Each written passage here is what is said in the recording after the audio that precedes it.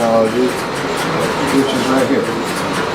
This is called the crossbar switching system, cleverly named because of the switch with these bars that cross one another.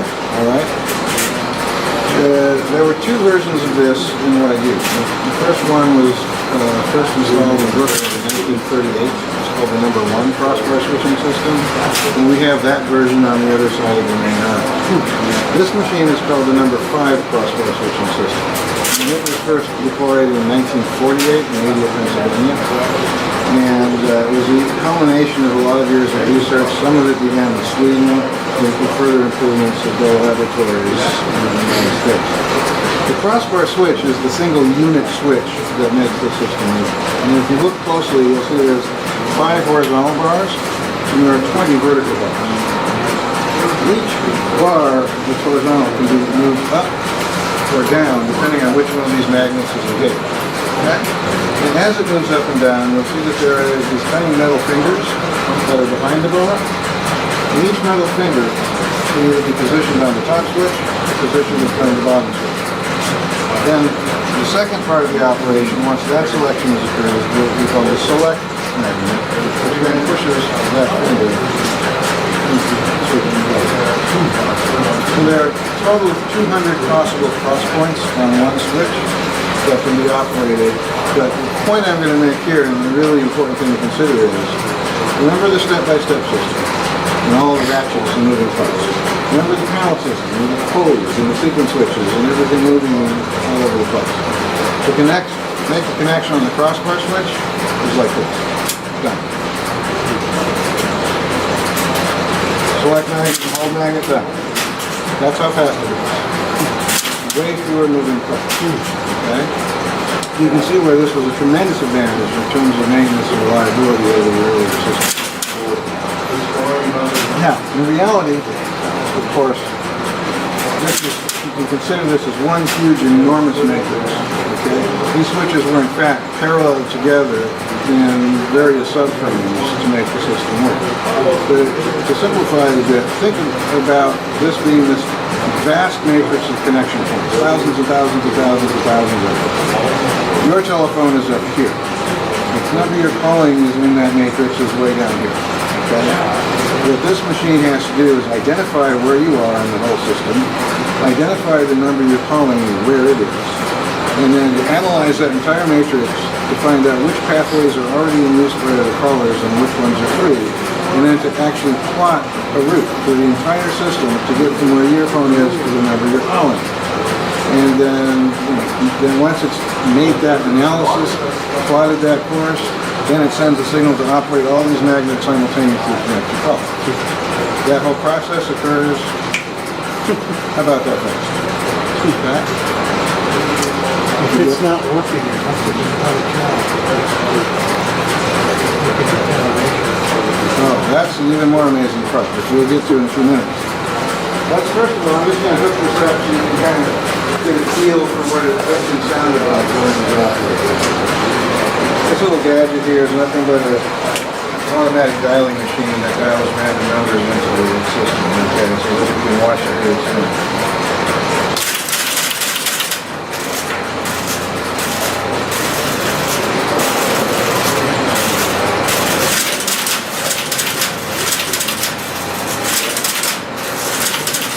And this, believe it or not, and I've actually gone through working off this pipe. And they were much lighter than this. This is just 2 calls going through. So this might be what an office sounded like at midnight or something like that. It wouldn't be much going on. So let's take a closer look at some of the subunits. See how this works. Let's go around this way.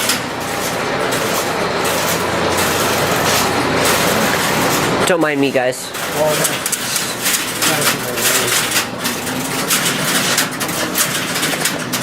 This bank of equipment is comprised of what are called originating registers, or ORs, and these are the devices that count and store the telephone numbers you dial.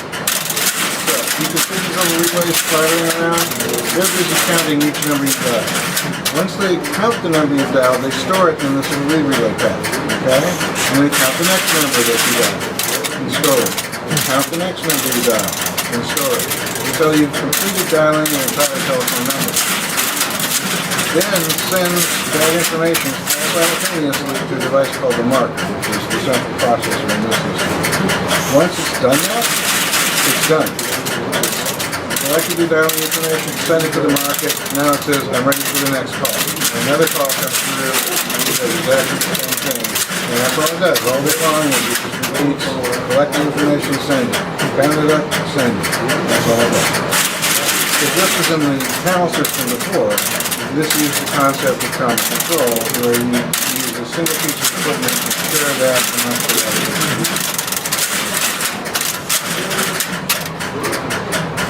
These relays are kind of unlike any other kind of relay I've ever seen.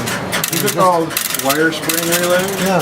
And they're probably the best advance that they made in relay technology. They were relatively simple to manufacture. And each one can be configured independently by clicking off which contacts are going to be used. And they could also kind of decide what order these things would close by the way that the card here was configured. So it was possible to take the same basic model and make a bazillion different kinds Lots of poles on them. Yeah, really amazing. Yeah. The connector relays like you see over there are even larger. So here again, one binary switching section, one input and almost unlimited possibility of outputs for any given circuit. So next we're going to head over to the marker.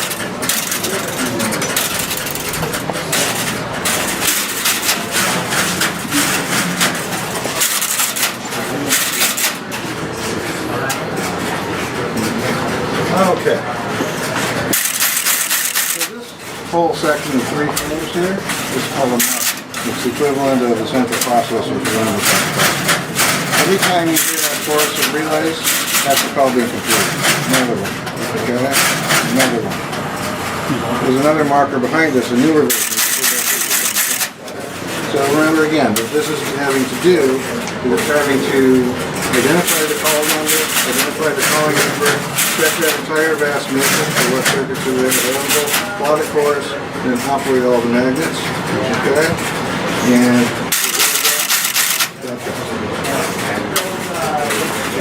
one marker contains roughly 1,500 relays. Without question, one of the most complicated relay devices ever devised. Okay? So that you can see the advantage is that you can use that one, and of course is one call. And then once it's done, it's dropped off, it's ready for the next call. So this can process many, many calls, as you can see. So a small suburban central office might have maybe 3 to 6 markers for thousands of numbers that it's in. So there's only the calls being made that we have to deal with. Right, the only time it was operating was in establishing the connection, and then it was done, and then it was done to the next. Sounds like music to me.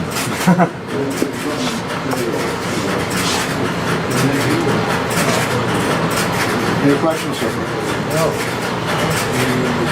All right, now we're going to go around to the central outlets over to the left.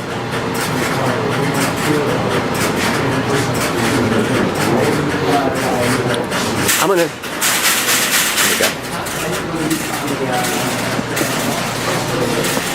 So you had asked the question earlier, I think what you were getting at is the concept, oh my gosh, how would you ever figure out if something went wrong, right? One of the beauties, like I said, of this system is because those switches were so much more efficient and required fewer moving parts, these were vastly more reliable than the earlier systems. Which meant that in a lot of cases they didn't have to even be stacked. Particularly nights and weekends, these machines would hum along and I'll be easy around. So what happens if there's a problem? Then what? You remember in the panel system it lit a light for you, but what good does that do if nobody was around to see it, right? So this machine had another ingenious electromechanical gadget called the trouble card recorder. This is it here. This basically observes all of the functions through the marker, and if anything happens, like a call doesn't complete on the first attempt, or if a call takes multiple attempts to make it work, the machine would then process that information, send it to the double card recorder, and it would make an enormous splattering noise and drop one of these little cards. As you look closely, you'll see that each card has a number of perforations Who's made. calling? Okay? And the perforations basically represent the progress of the call through the system and through the nerve. Wow. Okay? So that by looking at which holes were punched, or which holes might be missing where there should be one, you could give you a clue as to what went wrong with that problem. And one of the other advantages is that you could take the information on this card, go to the test panel here, punch in a sequence of keys, and essentially reproduce the call that failed. And that was very important, because remember, the marker had made that vast analysis of this huge switching matrix, made a split-second decision, found a pathway, connected the call, and did that like that, and it's done. How are you ever going to go back and know how it did that? Right? You could never possibly do that unless you had this record. And so once you had this record, you could then make a test call, go through the system to find out where the problem was. Once you'd identified the part of the circuit that was suspect, it was a simple matter to go and find one of these volumes of schematic diagrams, find the correct volume, the correct page, and then go to the exact relay contact that was failing. Simple, yes? Yeah, sure. Is that what you just put percentage? These are, by the way, what are called detached contact schematics. And it was a vastly improved method of representing electrical circuits because they basically you traced it functionally rather than through the hardware of each relay. So the relay coils and the contacts are not in the customary way shown all together in one space. Yeah. They're basically detached so that you can more easily follow the sequence of a given circuit all the way through from one end to the other. And a huge improvement in terms of doing schematic diagrams. I once asked one of our senior telephone switchmen here, how long does it take to find a problem? He said between 2 minutes and 2 years. And it turned out the incident that had taken 2 years was something that happened only very rarely and under a very finite set of circumstances. And it actually turned out being an engineering problem. That It's really like software to say that. well, yeah, exactly. Try to find the bug. Right. Yeah, and that's what they did here. But now just to bring this back into a little perspective, okay, you get a sense of how immensely complicated this machine is. So keep in mind that all this machine is doing is getting you from one phone in the neighborhood to another phone in the neighborhood. Imagine connecting to a call on the other side of the city or the other side of the country. So that's what we're going to talk about next.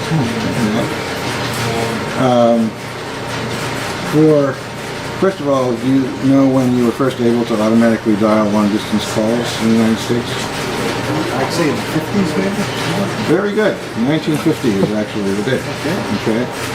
And the system that was largely used for processing long-distance calls in the United States was known as the number 4 crossbar switching system. Okay. It's very, very similar in architecture to the number 5 crossbar. The only difference is it was a 4-wire switch instead of a 2-wire switch, because in long-distance calls you want to be able to separate transmit and receive text for a variety of reasons. But essentially, there were an entire network of number 4 switching machines all across the country in major cities all over the place. And what happens when you made a long-distance call, your call would be routed to one of those call centers. And then these machines, just like the number 5 crossbar had to, not only did it have to figure out how to get you through that network, it had to figure out how to get you through the entire sprawling telephone network of the United States. Okay? Try to imagine what kind of equipment. So, it had to forward your number you were dialing somehow. We're getting to that. Oh, We're getting to that. Yeah, and this thing about press too. mechanically, I mean. Where does it go? Oh, it should be around. You know, it's one thing to connect a pair of wires, right? But Connect the or switch how to does the it know? switch. Unless Right? somebody moved it. Hang on. I'll be right back, Ed. Yeah, we have an important.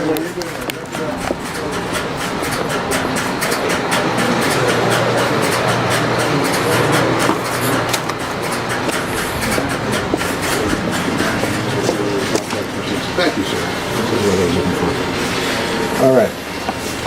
So, just as the local system has to wind you its way through the neighborhood, this machine had to wind your way across the United States. So let's suppose you're calling Seattle to New York City. All right? There are any number of ways that call could actually proceed. That call could be processed from Seattle to Los Angeles to Detroit to New York. It could be processed from Seattle to Billings, Montana to Chicago to Miami to New York. In any one of those cases, just like in a system like this, circuits across the country could be busy. So the system would have to look at this whole mess and figure out how would we get this call to where it's going. And on really busy calling days, that could be a huge deal. Any idea what the busiest calling day of the year is?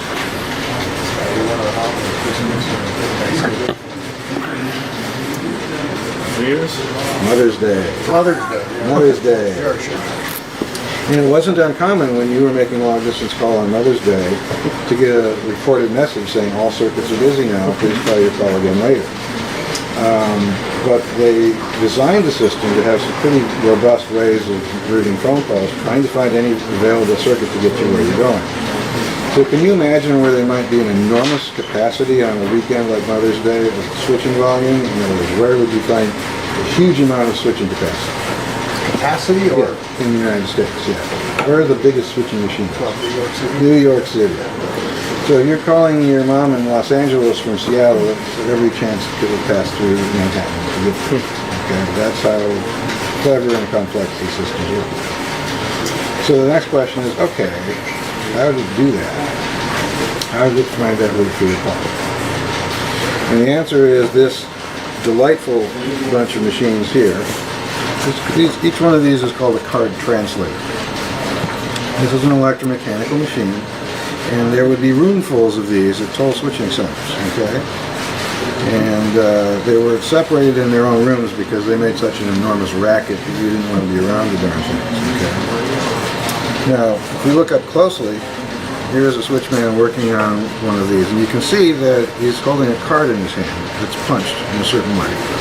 And if you look over here, you'll see that there are roughly 1,200 cards all stacked tightly against one another, okay?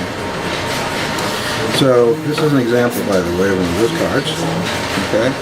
And each card would represent one route for that phone call, okay?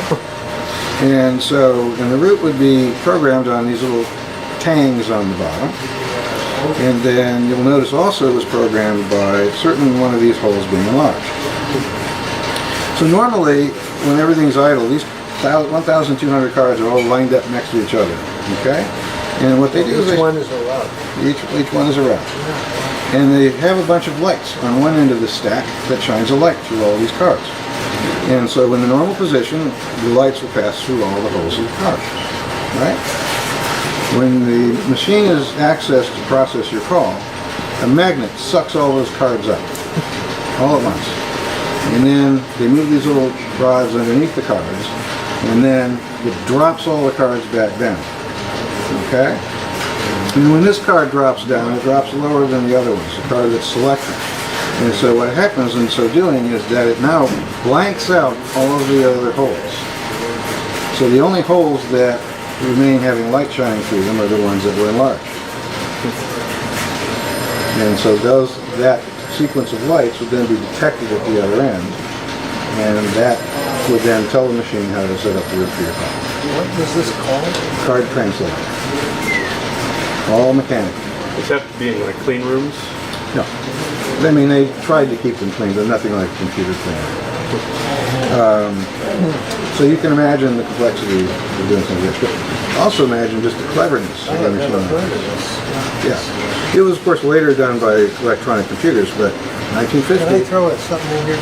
You realize that when you made a call, you get a pair of wires Right. connecting you to wherever you're Dedicated to going you. across the entire, Correct. Unless you went through microwave or coaxial. Yeah. But there would be, that's essentially a fact, yes. So, like I said, later ones of these were processed by computers, but this was all electromechanical. 1950. Even late 1940s, really. So, all right. So now, envision this. Your call is being routed across country through any number of one of these switching points all the way across. as I think you were alluding to earlier, these machines need to communicate with one another, right? Okay. Any thoughts about what kind of language they use to communicate? I have no idea. Couldn't have been Fortran that early, right? No Fortran. Oh, you mean language? What kind of signals? What did they send each other to give the? Was it serialized data of some kind? Well, not at this point. Oh, not yet.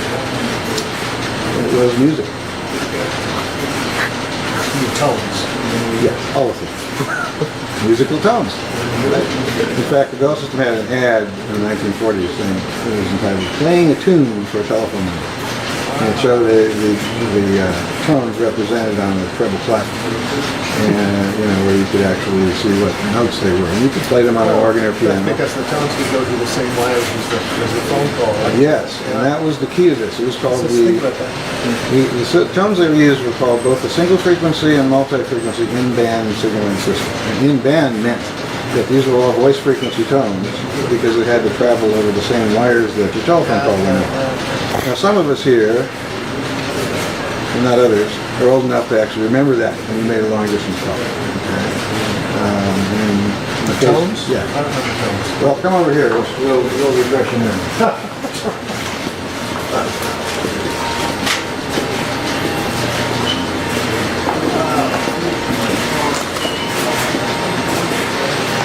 So as each time that your call went from one switching machine to the next, information about the call that you made had to be transmitted to the next machine.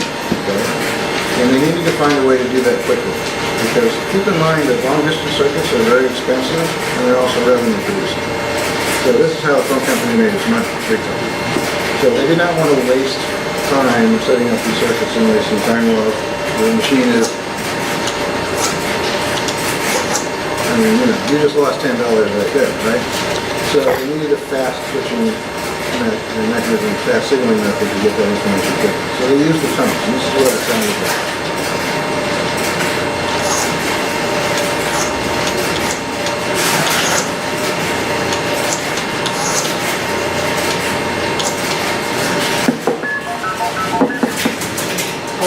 Remember that? Oh, yeah. Okay, touchdowns, right? Well, those are not touchstones. But it's the same idea. It's called dual-tone multi-frequency. But each number is represented by a pair of unique tones. And so each digit you dial is represented that way. It's the same thing in touch. Yeah, same concept. But this was all done in the switching machine. Okay? Wow. So you could send that information in less than a second. And that was made for a lot more efficient use of the long distance circuits. There were still some disadvantages. Among them is that you still tied up that circuit. Let's suppose the number you called was busy or an answer. One company made no money on that call, right? So they still had to tie up the circuit for the purposes of that. And so they were continuously working on a more efficient way to get around that problem. But signaling speed was a huge improvement. So it had some real advantages. It did, however, have a disadvantage that they hadn't thought of. That one I know.